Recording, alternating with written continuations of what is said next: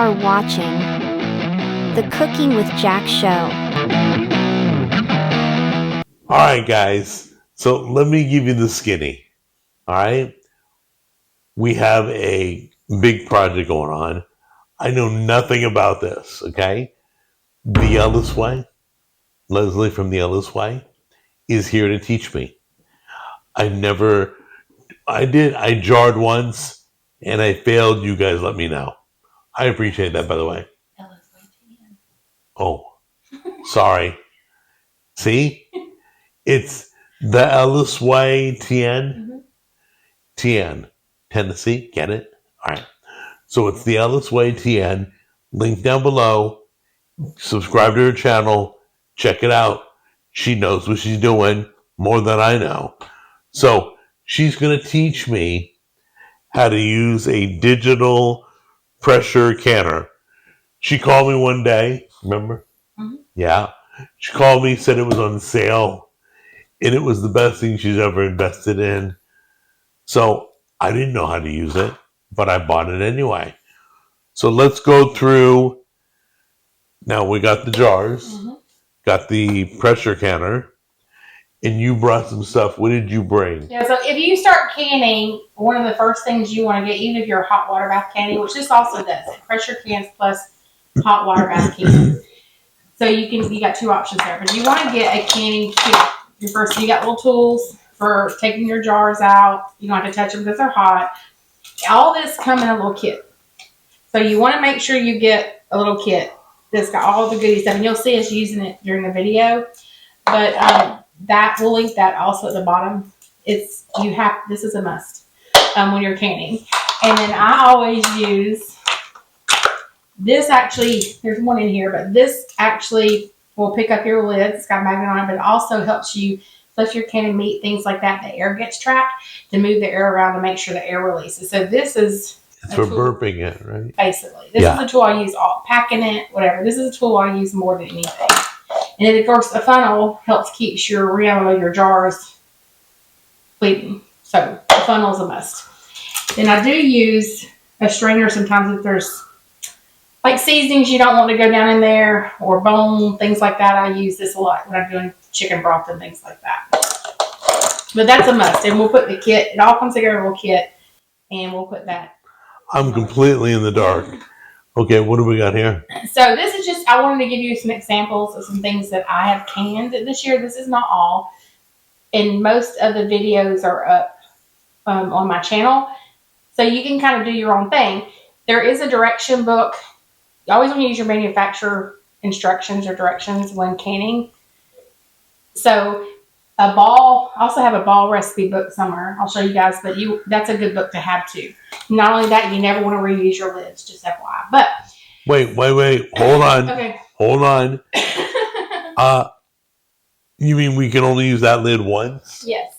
And then we throw it out? Yes, because it has like a rubber, and you'll see it has a rubber. Wait, I know people who reuse their lids. They sterilize them, and it.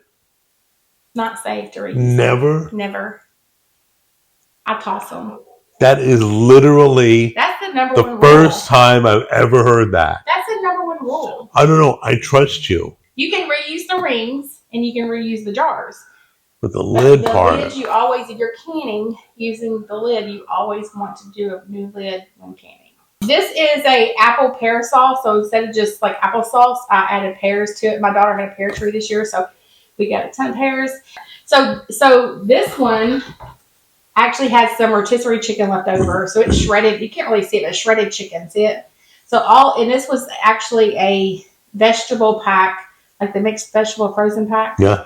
Literally just put rotisserie chicken in there, added the mixed vegetables in there, and then put some chicken broth in there and canned it. So you can do lazy version. You can buy like shredded chicken breast at Costco, the big bag of it, bring it home, frozen vegetables, bring it home, and then throw it all in the jar. Then this is the one you were amazed by. This is baked beans ready to go. So I took navy beans that were dried. She literally put dry beans, like raw, like hard beans in the jar. Go ahead. So normally where you would do dry beans and you have to put water in them, let them soften up. Do you ever do dry beans? Yeah, Okay. I do pinto beans So, growing up. you have to like let them soak in water for so long and all that. Because this goes through a process where it heats up, it does all that as it goes. So these are actually, I put barbecue sauce in here and whatever season you put in your barbecue beans, and then the dried navy beans, and we have barbecue beans ready to go. So, bottom line is, let me go over what we're going to do real quick. We're going to do asparagus. We're going to do green beans.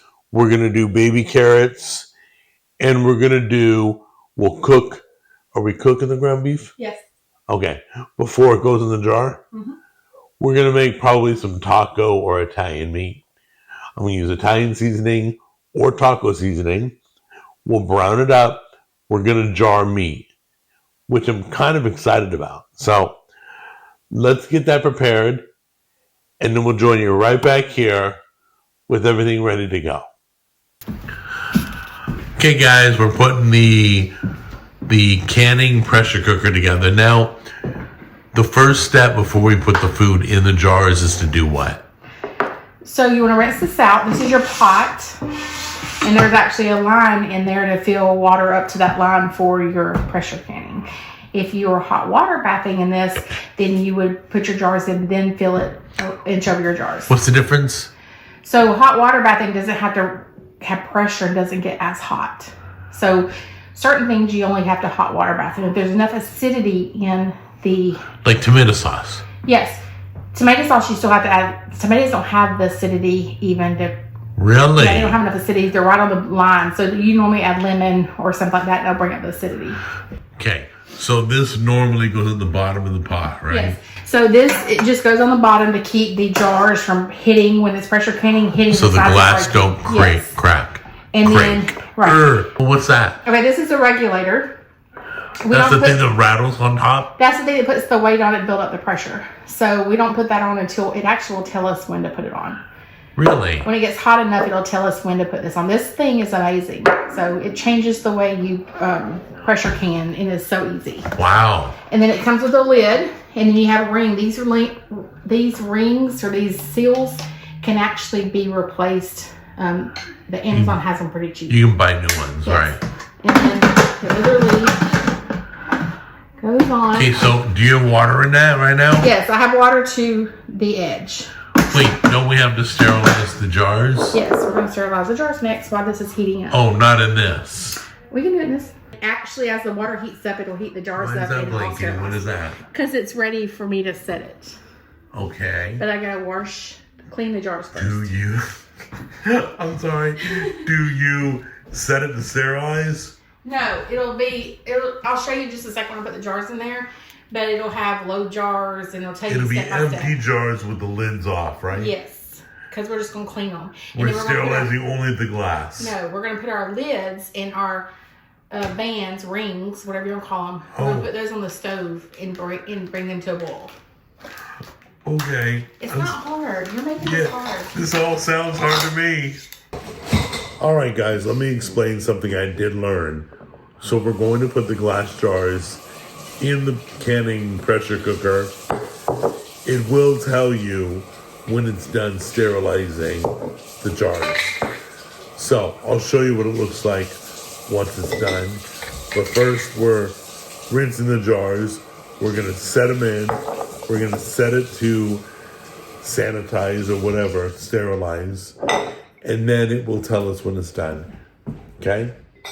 So, still confused. Okay, guys, let me explain the setup. How much water is in the big unit?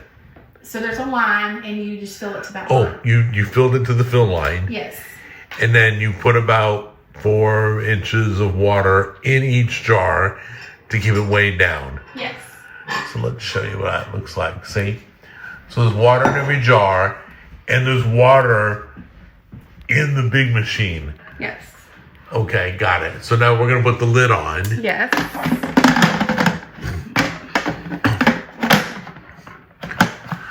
Oh, I bet that's where the regulator goes, huh? Yes. Okay, so on here, We're going to pressure can. If you wanted to hot water bath, you would flip it to there. It's a boiling water canner. Okay. So we're pressure canning. And then how long do you want us to do it? 40 minutes. Why 40? Because the meat needed to be 40 minutes. Wait, we're sterilizing. We're not cooking the This meat. doesn't matter. This is how long you're pressure canning for. We're setting our timer for our pressure canning. Okay. But we haven't sanitized yet. It will, watch. So we got 40 minutes you had to set first. So pressure can your time frame that you want to can. Got it. Pressure can. Then you hit it again. Then it says insert jars. So our jars are in there. So we're going to hit it again and it's warming up. Got it. The timer will not start until it reaches 10 pounds of pressure. Okay. But we're going to take them out once they're sterilized. We're going to take them out and fill them and then put them back in there. All right. I trust you. The easiest way I do it, and this is just a Ellis Way 10 thing, I rinse and wash my jars, soapy water, rinse them out really good. I put mine in the oven on 250 degrees because our boiling point's about 225 here. Right. So I leave them in the oven until I'm ready to use them. Got it. So you use the oven to sterilize. Yes. And that way they're staying there and they stay hot and I can do... But today we're using this. Yes, I big batch can. Okay. So I'm canning... What does that mean? I'm canning 15 to 20 jars. So I literally have jars sitting here waiting to be filled, and I fill them as I fill And as this. long as you don't touch them, they're still sterile. Yeah, they're in my oven. And that's why you've got the clamp to pick them up, right? That's because they're going to be really hot. But they also keep them sterile, correct? Yes. Well, they're going to be so hot if you touch them, it's still going to be sterile. So when this will tell us what next? Next, it'll say the jars are warm. Fill jars. It literally says fill jars. What, do we pour the water out? So we're going to take them out. We'll pour the water out that's in the jars. Right. And then we'll fill the jars.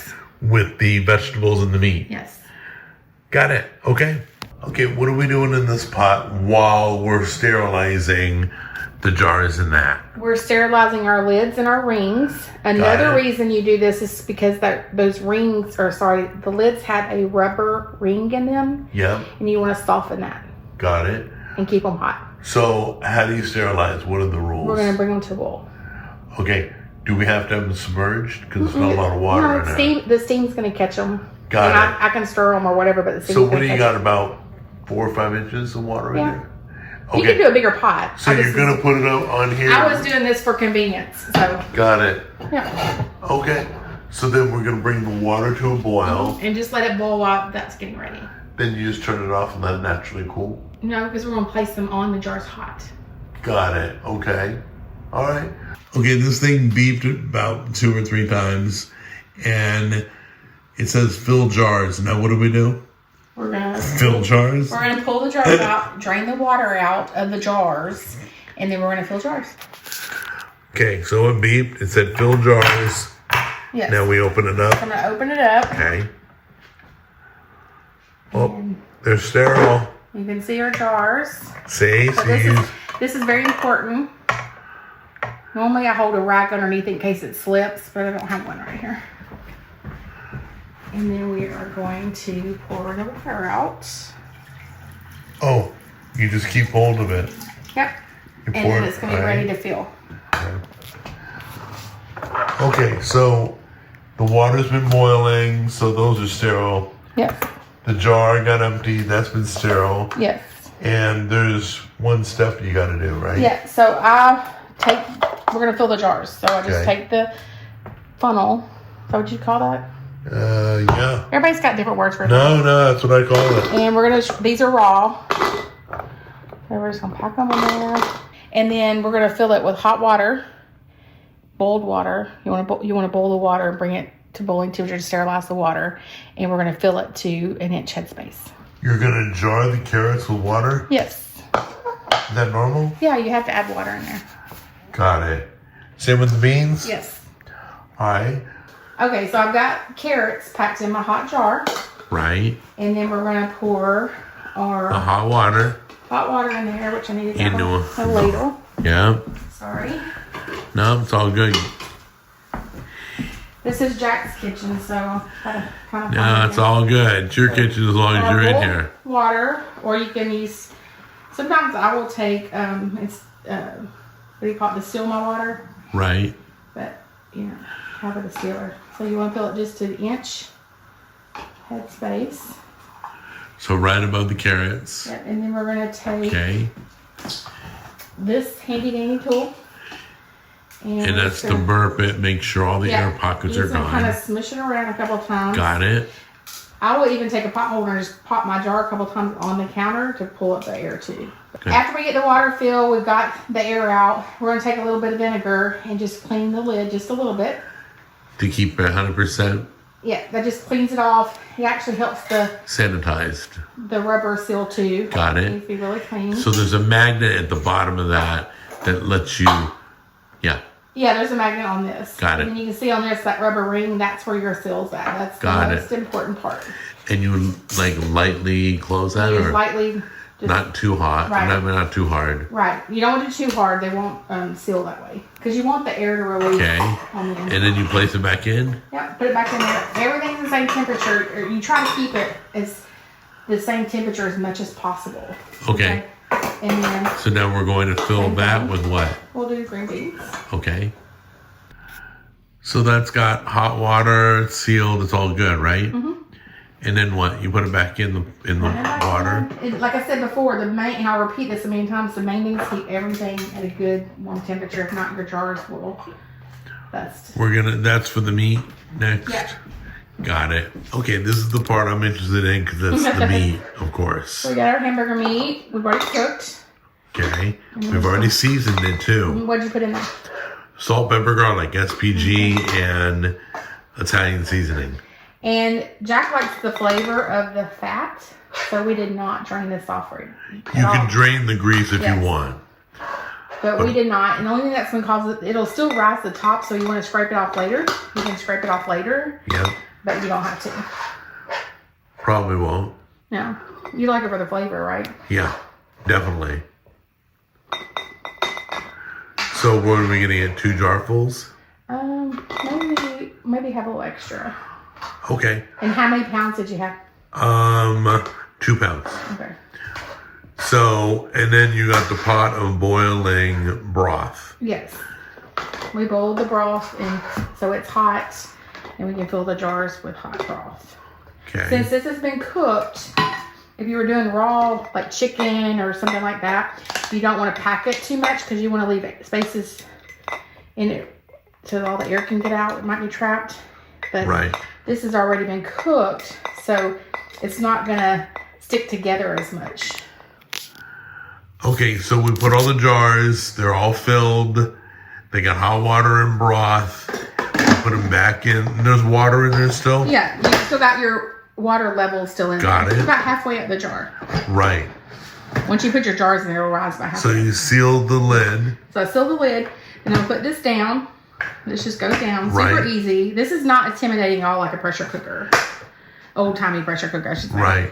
And then we're warm, so we filled our jars. It says fill jars. We did that. Now it's going to heat up. Once it reaches the level that it's built up your 10 pounds of pressure, it will tell you, it will beep like 10 times. It will tell you to put the regulator on. And then you put the regulator on. All right, guys. So this did say 9. Now it says 8. It is going to count down when it hits 0.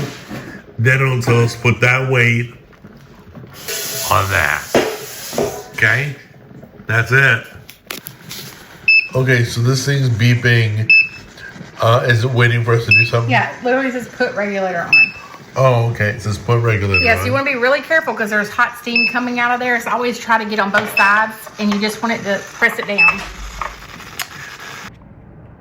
Okay, guys, so we were canning for 40 minutes is what we set it to. And it just started beeping. What does that mean? That means that it's done pressure canning, but you still need to let it rest until it cools off enough till that release valve pops up. So we're doing a natural release? Yes. Okay. It's got to cool down. So it started beeping to tell us it's done with the 40 minutes. It started beeping to tell us it's done canning. So now you have to naturally let it release pressure. Mm-hmm. Naturally let it cool down. They're sealed right now, huh?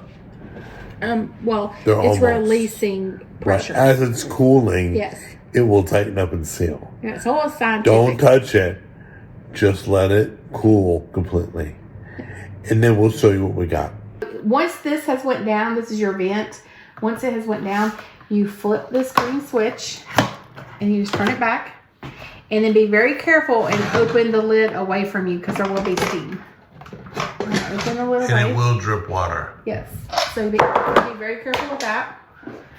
Sorry. And be careful for the, whatever agitator. Normally mine doesn't come off like that. Mine stays on.